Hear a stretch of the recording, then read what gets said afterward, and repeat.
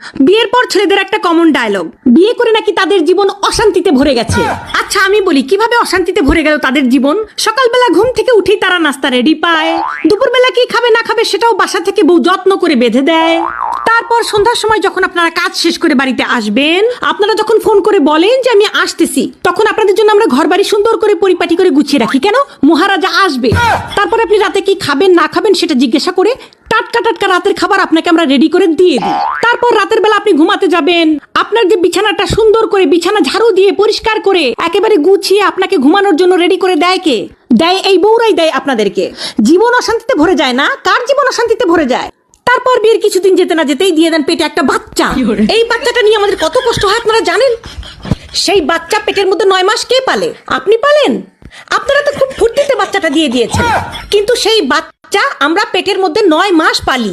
পেলে সেই বাচ্চাটাকে ছোট থেকে বড় করি আমরা, গু সাফ করি আমরা, গু মোচ সবকিছু পরিষ্কার করে বাচ্চাটাকে তিলে তিলে বড় করি, খাওয়াই, স্কুলে নিয়ে যাই, পড়াই। তারপরে কিছুদিন যেতে না যেতেই পরিবারের সবাই মিলে, বৌমা একটা বাচ্চার কোনো ভরসা আছে, আরেকটা বাচ্চা নাও। তারপরে আরেকটা বাচ্চা হয়, আমাদের জীবন হয়ে যায় তেনা তেনা। তারপরে হচ্ছে ওই বাচ্চা পেটে আসে, বমি করি আমি, সিজারের কষ্ট ভোগ করি আমি, সবকিছু ভোগ করে মেয়েরা। আর ছেলেরা বলে কিনা তাদের জীবন বলে খুব বিষাক্ত হয়ে গেছে, তাদের জীবন নাকি নষ্ট হয়ে গেছে। তোমরা কি করো? ও এখন তো আবার খোটা দিবা। মানে আমরা বিয়ের পর ছেলেদের একটা কমন ডায়লগ, বিয়ে করে নাকি তাদের জীবন অশান্তিতে ভরে গেছে। আচ্ছা আমি বলি কিভাবে অশান্তিতে ভরে গেল তাদের জীবন। সকালবেলা ঘুম থেকে উঠেই তারা নাস্তা রেডি পায়, দুপুরবেলা কি খাবে না খাবে সেটাও বাসা